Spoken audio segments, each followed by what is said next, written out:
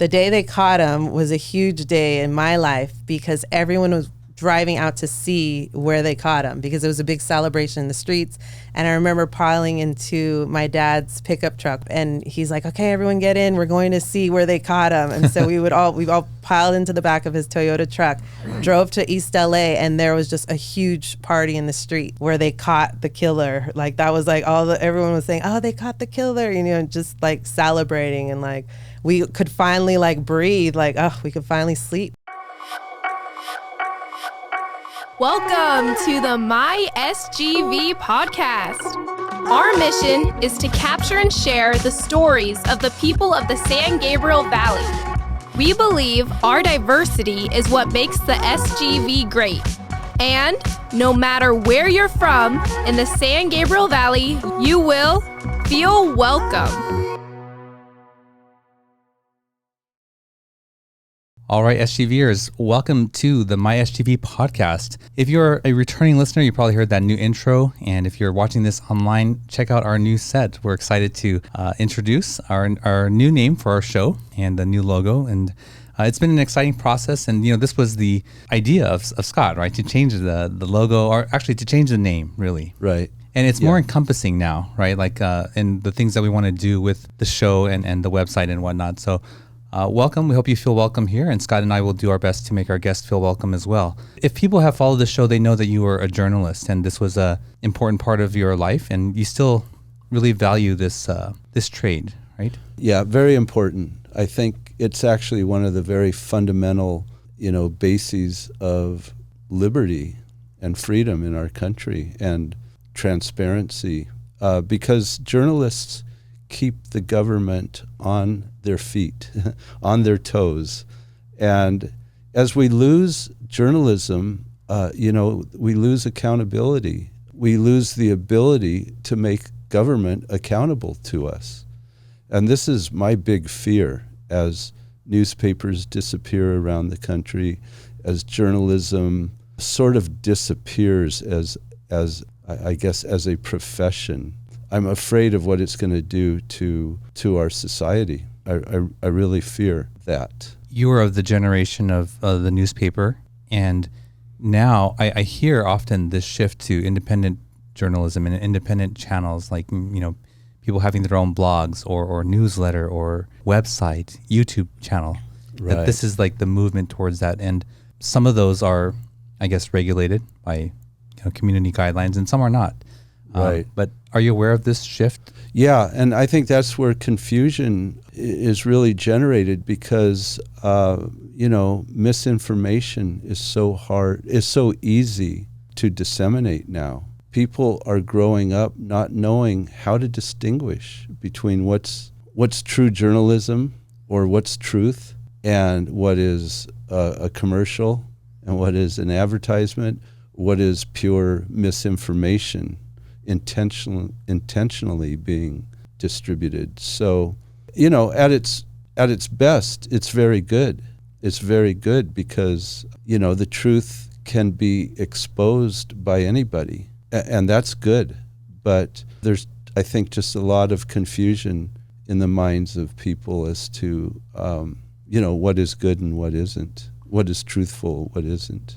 I remember you sharing, I think on the show, that you had to reach a certain level to have your article published in a paper, right? You had to reach a certain level to write a book, and now it's everybody, whoever. You need $10 for a domain and the host, and you can put your opinion out on the that's right website. Yeah, now anybody can have a book, anybody can be an author. Yes. Yeah, and that's good and it's bad. I mean, again, I guess in and of itself, there's no judgment, but it's just how it's used.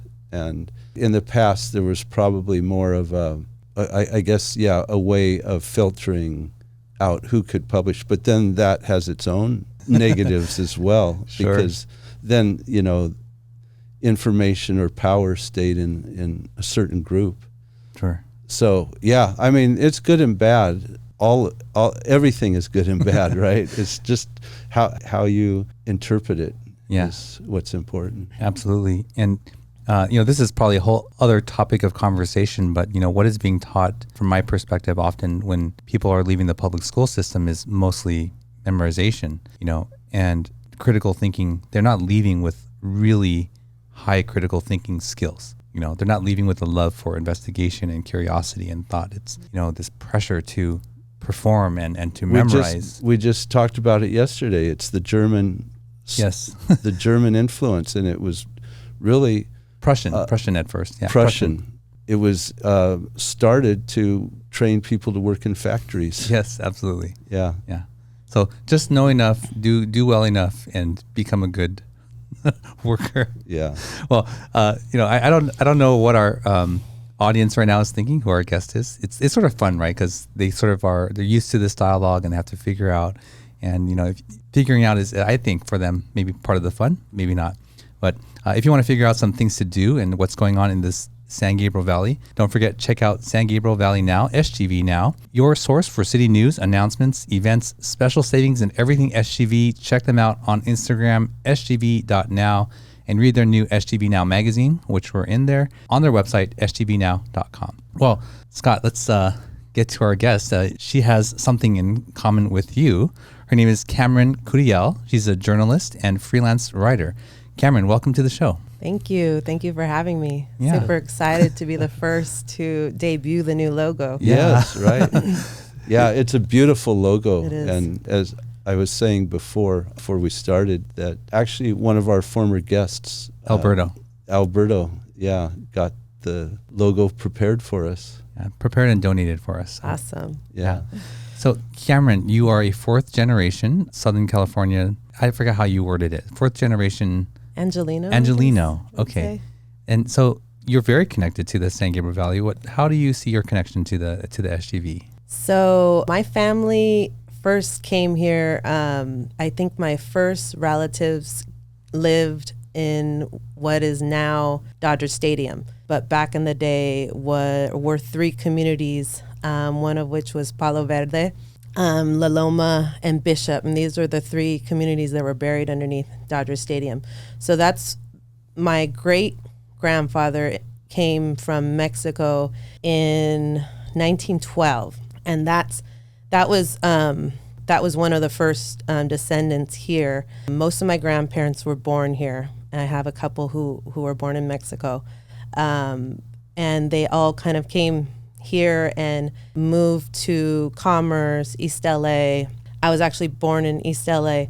And then my family moved to Monterey Park. So I grew up in Monterey Park and then eventually resided in South San Gabriel, which is, many people don't know because it's unincorporated. And I was just telling him that it's a name. Whenever I say South San Gabriel, people think San Gabriel, but it's very different. It's Rosemead is in the middle of it, and it's actually shares the same zip code as Rosemead, and it's like a little forgotten ghost town because there's not even a grocery store. The closest grocery store would be on Garvey, but my family, we moved there when I was about 7, but we have like lots of family members that ended up in South San Gabriel.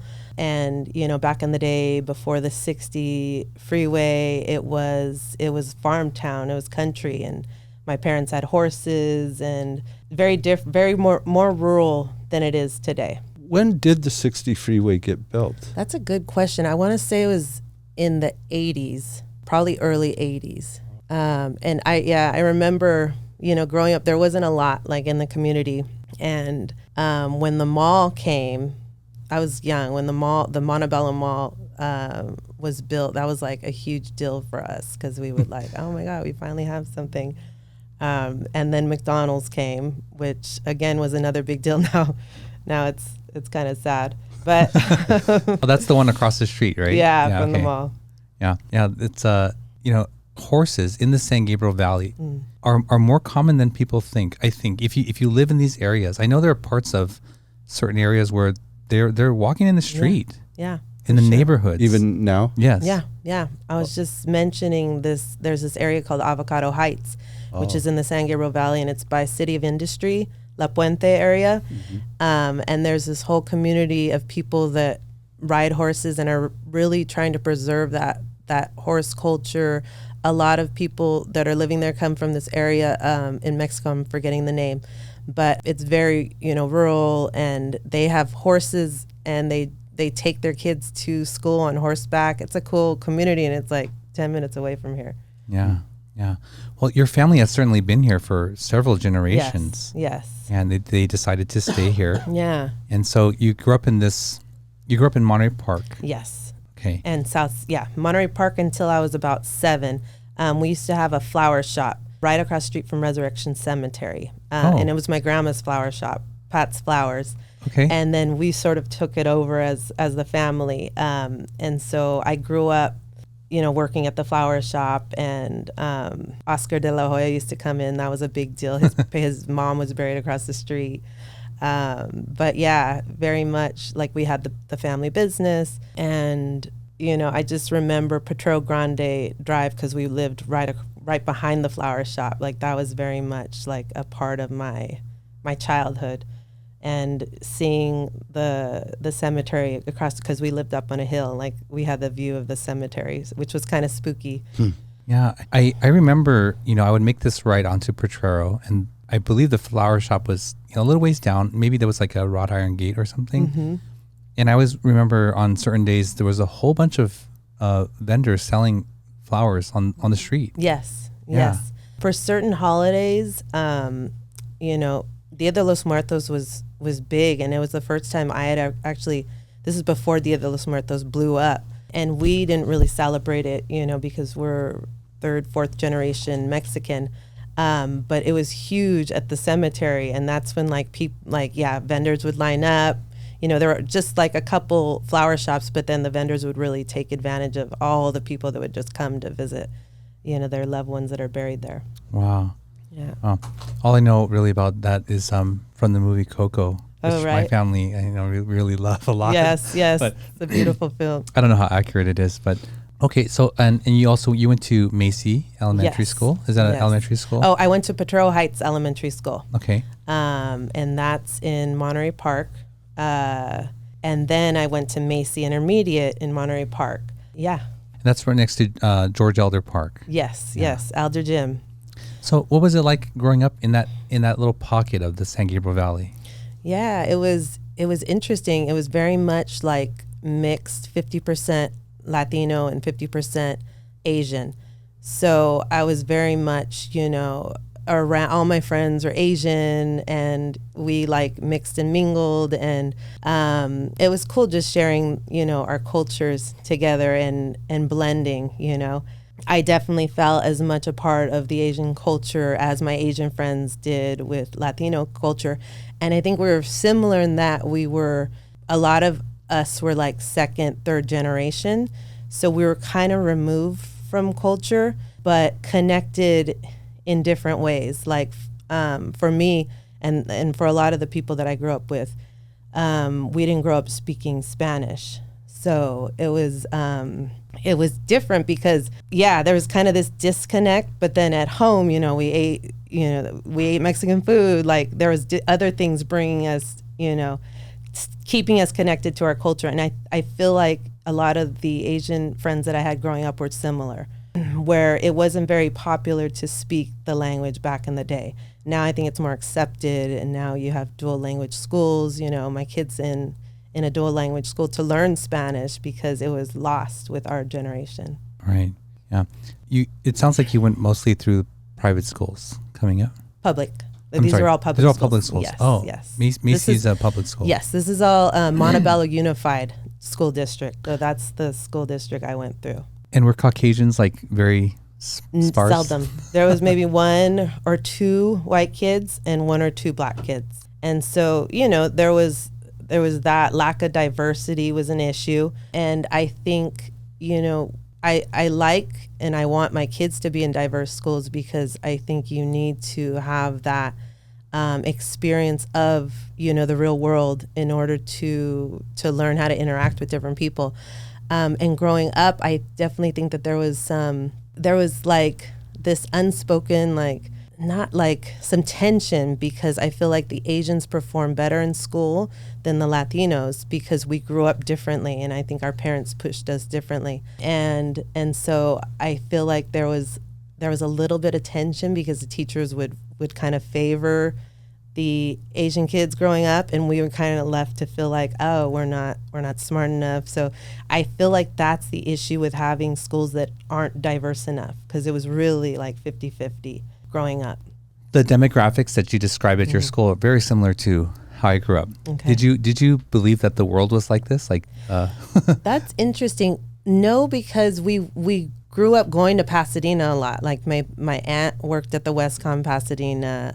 My mom worked at Apple One in Pasadena on Lake. So we grew up like always going to Pasadena, and which I feel was more of a multicultural space. So I think we were exposed, through my parents to other different people and cultures and scenes. We didn't just stay in our neck of the woods. That's an interesting comment. You felt Pasadena was more multicultural. Yes. Whereas one of the hits you hear about Pasadena traditionally is that it was a very non-diverse community. Interesting. Yeah. Yeah. Yeah, that it was sort of the traditional Caucasian exclusive type of community. Of course, you think back, there are a lot of ethnic neighborhoods in Pasadena that others. It is a big city in that way, but I was surprised to hear you say that. Yeah, I think, one thing about L.A. is it's very segregated. You have communities that are entirely Black. You have communities that are entirely Latino and Asian. And in Pasadena, I feel like anything north of the 210, is where you have more Black communities, and anything south of the 210, you have more white. So I think, LA is kind of structured in that way that's very, very segregated, unfortunately. And I guess it's it goes back to the history of redlining. But I know a lot of people that move here from like the Bay Area or even, the East Coast, New York City, that are like, God, this city, like, I love it, but it's very segregated. And, I feel like growing up, you kind of just get used to it. It's unfortunate. I wish there was a little more mixing and mingling. Yeah, I definitely am interested in sort of the things that you saw that shaped, your path to what you're doing today. After Macy, you went on to Schurr High School, but you graduated from South Pas. Yes. So I went to Schurr High School for my freshman year. And then I guess my mom was concerned with, I was always into, I think sports is what saved me from really like getting caught up in the bad crowd or whatever. But I was always kind of in and out, and I had friends of all different walks of life, I was friends with the cholos, I was friends with the athletes, like I definitely like intermingled. But I think my mom for sure saw that I would do better at a different high school, because at Schurr High School back in the day, like, we weren't really taught to go, college wasn't in the narrative. And I feel like I didn't want to go to college. Like, that wasn't part of the plan. I just wanted to finish high school and just be done with my education. And so what do you mean that wasn't part of the narrative? Like, at the school, they weren't pushing kids to go to college? No, I feel like there wasn't much like college talk or preparation. And so, definitely, like, I didn't hear it from a counselor, so, or my teachers, I don't remember. And contrast that with contemporary Arcadia, where I believe I just heard that this is the first class at Arcadia High School, maybe in history, every student is going to college. Wow. Every student, Yeah, and so maybe it was just, the 90s. I know the 90s were a rough time in history, and so this is back in 94 when I started high school. 94. So I think it was maybe just a sign of the times. So I ended up using my cousin's address, who lived in South Pasadena, to go to South Pasadena High School, which was the better, school district. And my brother had started year before me. And so he kind of like, he seemed to be doing better too in school. And so then I joined him. And that was like a culture shock for me, because I definitely grew up, not being around not going to school with many white people. And then in South Pasadena, is when I got to be, to go to school with white people. And just for me, it was different because they talk different. That's when I started to see, I've been exposed, but I haven't really been like to school. And so it was interesting. It was definitely a culture shock. But there was, not like that the kids were perfect, because they definitely were wild and partying and smoking a lot of weed. I feel like kids had more access to drugs too, because they were probably wealthier, but there was definitely like everyone's going to college. And so that was different for me. Like, oh, this is what you do. Like you go to college. Okay. So this was the first time that I was in those spaces. And from there, I went to San Francisco State University, and that's where I majored in journalism. Could you go back to South Pasadena? Yes. What was it like for you? First, you're going to a school where you don't know anybody, so that's always difficult at a high school age, right? Yes. And then it's a completely different, as you said, culture. Yeah. Were you accepted, or how did you fit in? That's a good question. Well, I was lucky because my brother had started the year before, and he was very popular, and he made lots of friends. And so when I came in, I was like, oh, you're Jordan's little sister. And that kind of, people kind of wanted to hang out with me. Yeah. And then also I had a friend growing up, and she grew up in Monterey Park too, Jennifer Takazaki, who ended up moving to South Pasadena because her parents got a divorce, and her mom remarried some man who was living in South Pasadena. So then she started going there. So, and that was my good friend. So the fact that she went there kind of also, it pushed my mom, oh, maybe you should go there too. Because she was a good kid, and, we were really close. And so I knew her. And so I was lucky that I did know, my brother was there, all his friends. And then I had Jennifer, who kind of helped me, feel more comfortable there. Because it is kind of daunting, like going to a new high school as a sophomore. And South Pasadena is very tight-knit. Everyone grows up together, a small little community, small town. So, yeah, it was different. Even though I knew people, it was still like a little scary. But I felt accepted, but I still think like, back in those days, I don't think there was much equality. For example, so we were using an address, which isn't advised, but we were using an address to go to a better school. And some people actually advocate for that because it's education and it should be free. And anyways, but they would the South Pasadena School District would do surprise visits on different addresses, or if there's any sort of suspicion of someone not living in the community. And so they wouldn't do never did a surprise visit on me, but they did it on my brother and actually a cousin who was also, using an address. And so there's these theories like, oh, they just pick certain last names. But I definitely remember like them just doing random surprise visits and making sure you live at the house and wanting to see, oh, well, let me see your room and stuff like that. So it was kind of, that was kind of scary. And, but I almost like you were being followed. It was weird. It was definitely weird. Wow. I mean, you could just deny that, right? Because you need a warrant to come in. That's true. That's true, right? Yeah. I don't know how they were getting away with that. And how people were allowing them in to the house. Well, probably they were just afraid. Yeah, right? Exactly. Wow. Let me see your room. That's different than let me just like come by and say hi. That's really different. No, they definitely want to make sure you were living there. Quite invasive. Yeah, definitely. Okay. So where does your journey go after South Pass? Yeah. So then I went to San Francisco State. I always loved San Francisco. And so that was my top one college that I wanted to go to. So, and I loved San Francisco State because it was very like, there was, an activism feel. And that was definitely diverse campus, like people from all walks of life. It was a commuter school. So there was different ages, all races. And I was I loved it. I lived in the dorms the first year, and then I ended up moving out and living in Hayes Valley, which ended up becoming really gentrified and super expensive to live in. But back in the day, it was like very cheap. And I loved San Francisco, and I started getting really into journalism. I started interning at a newspaper in the Mission. And the mission is the Latino community in San Francisco, and the newspaper was called El Tecolote, and it was very much a community-based, publication, and I started interning there, and that's what really made me realize that this is what I wanted to do. I wanted to tell, stories about what's going on in the community. Yeah, I can sort of hear that thread, and as you're describing your experience growing up in the San Gabriel Valley, what things stood out to you, what things you saw were important. Yeah. So you found this, spark that you want to be a journalist and tell stories. And did you start doing that right away?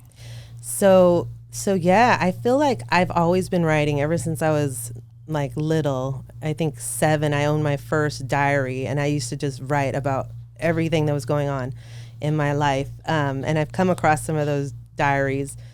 And so I think I've always been kind of documenting my life in that way. And then, in journalism, you had to start writing for the newspaper, for the campus newspaper, the Golden Gator. And so that's when I got my first start of doing it, for an actual publication. I talked about at that time, it was the war in Iraq was a big deal, and there were a lot of protests in the streets. So I would write about that. And some other, movements that were going on. Those were kind of things that interested me. For El Tecolote, I would, write about just stuff happening in the mission community, whether it just be events or music festivals. And I was, interested in arts and politics. And that's when I really started to write. Once I graduated with a degree in journalism, I actually started working with young women incarcerated and doing writing workshops with them. And so that was different, and I did that for a couple years. And then that was very hard work, going into juvenile halls and seeing, these young people behind bars. That was really tough. So I decided to come back to LA and really pursue journalism. And I started working at this magazine that's that folded, but it's called Tu Ciudad, and it covered, the Latino life, English language Latino life. And that was kind of my first big break. I started interning there, and then from there got a job, and that position led to all my other positions. So you're writing in English? Yes. Okay. How is your Spanish? My Spanish is not very good. Okay. Yeah. So how easy is it for you to get access to the community? Yeah, that's a good question, because I have lost a lot of opportunities, I think, by not being bilingual. And I can, get by because I understand it, and I could speak a little, and I could definitely speak more if I really got over the whole shame and embarrassment aspect. But it's hard because I want to tell stories about the Latino community, and sometimes I need a translator. My husband speaks Spanish, so sometimes I'll do the interview in Spanish, understand a little, and then have him help me translate. Like this last piece I just wrote, I've been writing for Alta Journal. It's a journal based out of San Francisco and website. And it was a green janitor's story. It was a story about this program that is teaching janitors to be more sustainable in the workplace, use green products, be more energy efficient and water saving conscious.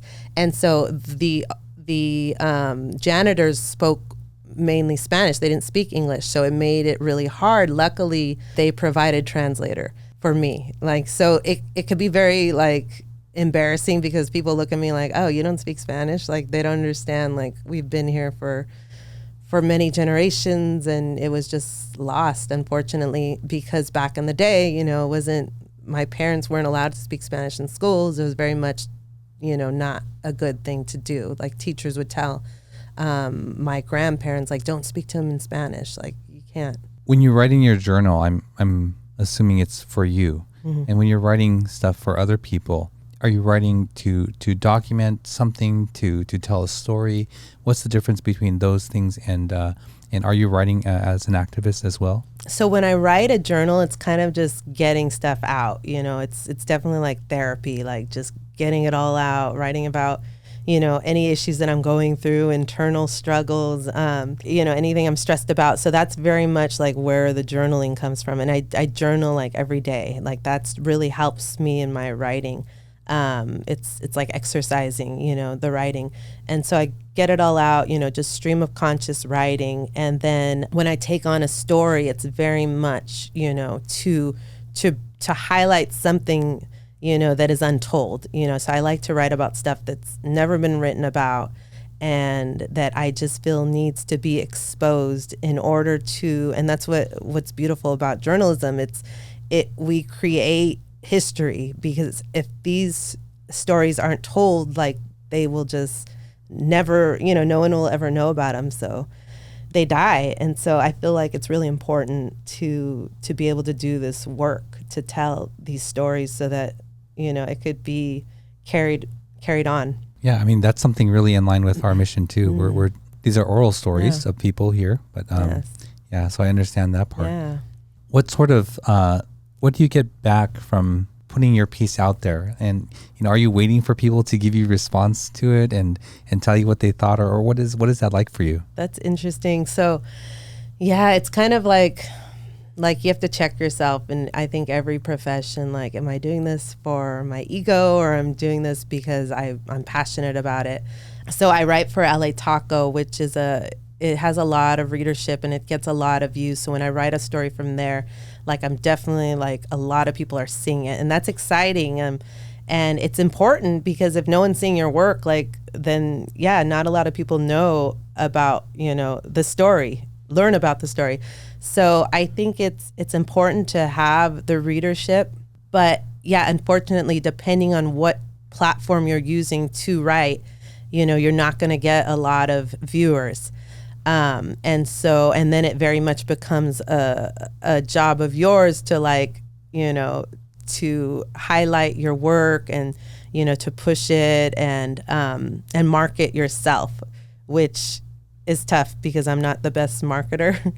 But you have to, I think, in this, like we were talking, as print is dying, you take on these alternative spaces to get stuff out, newsletters you were mentioning. But then it becomes your job to really, like, get that stuff out there, make sure it's being seen and read and heard. Right. Kamren, we ask each guest to bring an item of significance with them. What did you bring with you today? So today I brought a Chinese jump rope. Because this is what I grew up doing in my childhood. Like, we played, and this is one that my mom made for my girls. So we used to go to, like, Joann's Fabric and get, actually the pieces of elastic were thinner, the ones we grew up playing with. Chinese jump rope is, I feel like, this lost game, because I'm always, like, trying to get my kids to play it. I'm like, take it to school, like, see if your friends are interested, and there's no interest. And I'm like, like, this is what I grew up doing. Like, what is Chinese jump rope? I've never heard of it. So one person wears, wear the rope behind your ankles. So one person stands here and the other person stands there. So you need two people to hold the rope, and then you jump in between it. So it's 1, 2, in, out, on, out, twist in between the rope. And so then you go level, like, you start at the ankles, and then you go to the shins, and then you go up to your knees, and then you get all the way to, like, head. And that would be like, wow. I saw, like, friends growing up would do that. I don't think I got to, like, neck, I think. Wow. But we were like, this is what I grew up doing. Like, and all my friends, we were just obsessed with Chinese jump rope. And so I've never actually dug into the history of it. I want to now, but I just know, like, and it must have been just this Asian influence of, of the kids I grew up with. Because I don't remember, like, the first time I saw it, and it's definitely, like, not around now. Like, kids aren't playing Chinese jump rope anymore, but I did. Like, all recess and lunch was spent playing Chinese jump rope. And then I would do it at home. I would make my brother hold it, and then I'd have a chair holding the other side, and he would play. My brother would play with me, and the Asians were playing it also? Yes. Is that where you learned it? Or? I want to say, it must have been from an Asian friend of mine introduced it to me. Oh, you totally took me back with that. This was know it? Absolutely every morning, every recess, every lunch. Yes. But mostly it was the girls playing it at Inez. I mean, every day. It was just a normal thing. And I was playing marbles at the time. Maybe we were playing Foursquare. tag, those kinds of things that were happening. But they were always playing Chinese jump rope every day without fail. Yeah. It's such a good workout when you think about it, because I try it now and I'm like, whoa, I can't believe we were just like hopping around. And we used to wear jelly shoes, and I swear the jelly shoes make you jump like higher. Like we would just hop. Is there a song to it or rhythmic? There wasn't any song. Okay. There was no song to it that I remember. Maybe we sang. I know it's interesting that we didn't. And were only girls playing it as well? I wanted, it was only the girls, but at home is when my brother would play it for me. Yeah, I mean, because it's just, I mean, anybody seems like he could play, but I didn't see any boys playing it. Yeah, no, at school, like the boys wouldn't. It was definitely a girl thing.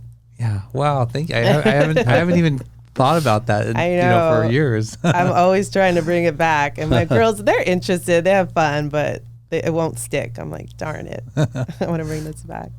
Well, so you said you wrote or you write for LA Taco, and who else have you written stuff for? Yeah, so I write for LA Taco, KCET, LAist. I did the whole history of my family and the history of our roots in Palo Verde for LAist, and then more recently I am writing for Alta Journal, which is based in San Francisco, and that's a journal. I like that it's a print, because print, I'll always be into newspapers and something tangible. So I'm excited this will be my first piece in print, because everything's been online, coming out soon.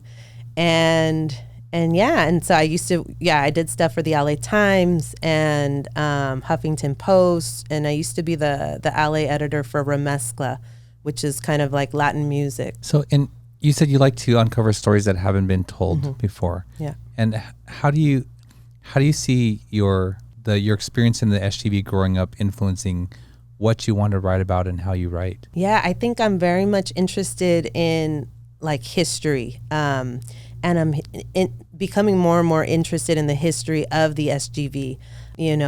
It's a very unique place, and not only does the SGV have the best food in probably the world, but I feel like this mix of Asian and Latin cultures coming together, it's I don't know if there's another place like it.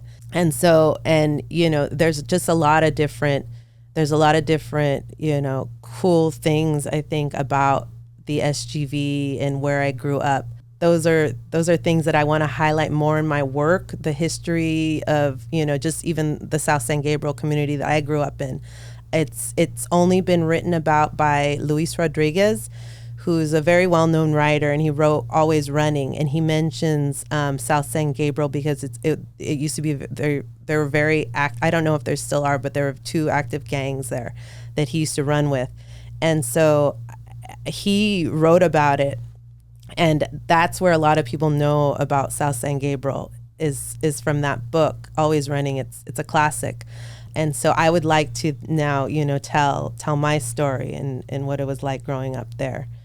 Not in gangs, Actually, where you lived, I was like, oh, I wonder, you didn't mention anything. But I know, very much, a part of growing up, but never, came home, never got involved in the gang life. And probably because, where I grew up in South San Gabriel, the street was very, very close knit, and it was also a cul-de-sac, and it was very much private. And so I feel like it was fun because all the kids just played with each other, but we stuck on that street and we didn't really like venture out. And it was, it was a pretty safe street. We did crazy wild things, but we didn't get too crazy. Yeah, I only hear certain people refer to that area as South San Gabriel, like who actually know it. And some of the famous or recognizable places would be like Don Bosco, right? Tozai Market, yes. Resurrection Cemetery. Yep. That's the area over there, right? That is the area. And actually that area right there was like one of the first, Richard Ramirez, the Night Stalker, had his first killing like really close by Don Bosco, by where I grew up. Was one of, like, if you watch the Night Stalker series on Netflix, talks about that. Oh, and you were a kid. Yeah, at that we were time. A kid at you that time. You must have been just frightened. So we did not go out at night. We had to lock we never closed our windows at night. We had to lock our windows. My mom used to walk with my aunt at night, and we stopped doing that. Like everyone would just I locked lived in up. West L.A. and I was frightened. Oh, it was scary. That was horrible. It was a scary time, and it was very much like, a lot of the murders were in Monterey Park. And were they? I didn't know that. And Richard Ramirez targeted a lot of he killed a lot of Asian, I didn't know. older Asian people for some reason, and he liked yellow houses. So I remember it was like being like, oh my God, is there anything yellow in this near the house? Let's get rid of it, because and a lot of the murders happened right by Macy, where I was going to school at the time. And so we would get or actually I was in Potrero Heights. I remember getting letters sent home saying, just be careful. Like, there's this murder out, and this is who he's targeting, and just be careful and stay inside. And so that was also very much a part of my childhood, was the Night Stalker. I think this is the first time that he's been brought up on the show, and not to bring any fame or anything to him, but it's a real impactful part of the time here in the San Gabriel Valley. It really was. Definitely. Because he mostly did his murders in the San Gabriel Valley. I didn't realize that until just now. Yeah. So that episode on Netflix is very scary. Like, I had family members who wouldn't watch it because it was too close to home, too triggering. Yeah. And I'm like, I liked it just because I liked the history. I liked, because you only remember so much when you're young, So to really see the actual landmarks where he was, and I was like, oh shoot, I didn't realize it was so close to home. I think Arcadia too. Yeah. Really? Mm-hmm. Yeah. Arcadia. And they finally caught him in East L.A. Mm-hmm. And the day they caught him was a huge day in my life, because everyone was driving out to see where they caught him, because it was a big celebration in the streets. And I remember piling into my dad's pickup truck. We were living at Resurrection right behind the cemetery. Or the flower shop, and he's like, okay, everyone get in, we're going to see where they caught him. And so we all piled into the back of his Toyota truck, drove to East L.A., and there was just a huge party in the streets where they caught the killer. Like, that was like everyone was saying, oh, they caught the killer, and just celebrating, and we could finally breathe, we could finally sleep at night. Oh yeah. It was scary. Yeah, it was amazing the effect it had on the whole city, citywide. I mean, people would lock their doors. Yeah. We were living in fear. It was definitely. It was a scary time. Well, they also enacted their street justice as well. Right. They didn't just catch him. They I think they beat him. They beat him down. There was two cholos in East L.A. who saw him on a bus. I think he got off, and they were following him, and they just grabbed him and beat him and just held him down until the cops came. So it was very much that was a cool little twist to the story of how they took him down. Yeah, absolutely. Well, Kamren, I want to get into the things that you are doing now, and maybe some of the ideas that you have, for your future. But let's take a quick break, and we'll be right back. At Warmouth Law, they believe that just because you speak a foreign language, come from a different culture, or simply don't know how to navigate the legal system, that should not prevent you from compensation from injury or receiving benefits.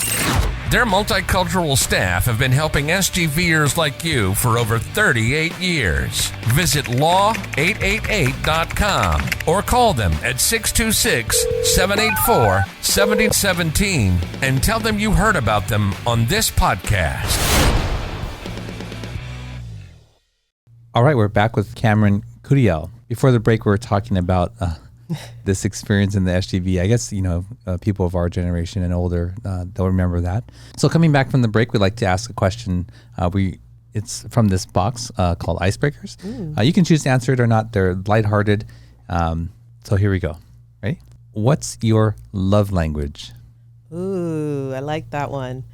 Definitely acts of service. So I'm always I have a list of to-dos for my husband to do on the fridge, and he doesn't look at it very much. And so sometimes I have to make him aware. I definitely when people do things, for me, whether they be help me out with little projects. But acts of service is definitely my love language. So you want a list to choose from? Okay. I believe acts of service is mine. I think we've talked about it before, but what is the list? Quality time, physical touch, acts of service, words of affirmation, gifts. Yeah, I think acts of service is also mine. I mean that's how I act in a relationship. That's how you show love. So that's how I show love. Is it also how you show and receive? I think so. I think it is, because I'm like, for me, like the way I express love, I think, is through cooking, making sure that my family's eating healthy, well-balanced meals. And so, yeah, I would definitely think, I think it's two ways. Okay. On the test, I scored, I think, equal with acts of service and words of affirmation. Okay. Yeah. Okay. So, saying things and certainly the acts. Right. Yeah, I definitely enjoy to both receive both of those. Yes, Yeah. definitely. You do have to be told. You're right. I mean, words are huge, especially when you're feeling like, a little low, like you need to be pumped up. Yeah. But, for someone whose love language is like, let's say, gifts or quality time or physical touch, the others, they don't land because it's not their thing. Right. Right. Like people, if you're like, oh, here's this gift. And you're like, well, thank you, but can you do this thing for me? Right. Exactly. I'm not big on gifts. I'm not big on giving them or receiving them. I'm just kind of like. Yeah, I'm like that too. I'm anxious to as soon as I receive love, I'll let you know what my love language is in terms of receiving. Okay. Well, that was fun. So it's just another way for the listener to get to know all of us here. Yes. So Kamren, what is in store in the future for you? So I'm really excited that L.A.Times is just launching in about a month or two this new project called Dyalla. They just kind of put it out there a couple weeks, but it's going to really be focused on telling Latino stories. And so, I have a few pitches out to them, and I hope to start writing for them, because I think my dream has always been to, write for the L.A.Times, because it's just been a newspaper that's always been read in our house. And there's different outlets to soak up the news, but I think that's just the one space that really tells, the LA stories well. And I think this will bring even more voices to the conversation. So I'm excited to be writing for them. And so, I have a few pitches out, so we'll see where that goes. And then I'm just, also wanting to write that history about where I grew up. That's like, a book I'm seeing in my mind about, South San Gabriel. And so I love to tell, to write little short stories about it and dive more into my creative writing. Awesome. Well, I wish you the best with that. Thank you. Actually, that reminds you came to us through Mike Songson, right? Yes, I did. We're going to transition now to learn a little bit more about you and the San Gabriel Valley. This is always a good part of the podcast where we learn about exciting places or things in San Gabriel Valley that mean something to you as the guest. But what are your SGV 3? That was hard. I had like an SGV 4, so I'm going to have to slash some things. Okay, do the 3. Okay, I'll do the 3. And then we'll ask about the 4. So Russell had mentioned Tozai, and Tozai for me is like my spot. And I was actually, so Tozai is this Japanese market that's been off Arroyo and Potrero Grande for so long. I mean, I'm sure more than 50 years, right? It was just the place where I was exposed to sushi, and where my family is, I have some half Hawaiian cousins, and it would be the only place where they would get Aloha soy sauce, because they believe that was the best shoyu, was Aloha brand, and they sold it there. And so sushi and all the different Japanese products. And then they had this rice candy, which I'm forgetting the name, but as a kid, that was my favorite candy growing up. Botan. It was wrapped in rice paper, and I just loved the fact that you could eat it. You could eat the paper, and I thought that was so cool. So I really love Tozai is my spot, and then I would take my kids there. They love it too. Whenever we go to my parents' house, we stop at Tozai and pick up some food. How big is it? It was tiny, and then they moved, and I was so bummed that they moved, but they expanded. I want to say that the store grew a little bigger at this new location right by 7-Eleven, or taking over 7-Eleven. I think where 7-Eleven used to be, they're now inn right on Arroyo.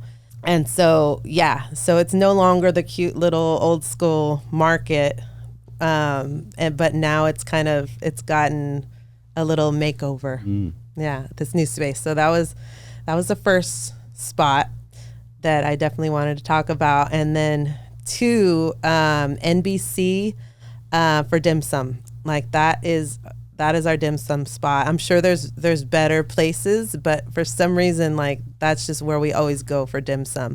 And so that's right on Garfield.